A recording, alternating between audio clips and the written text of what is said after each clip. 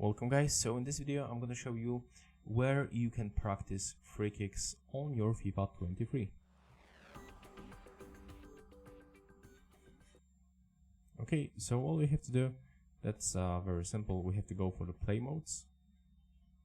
Next, go for the quick play modes and go for the practice arena.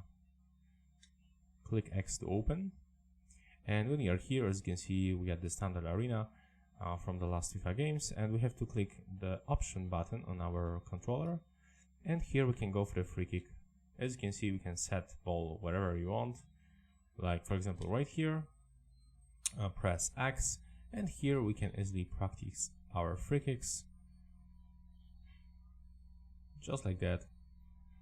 You can get it over and over. You can move the wall,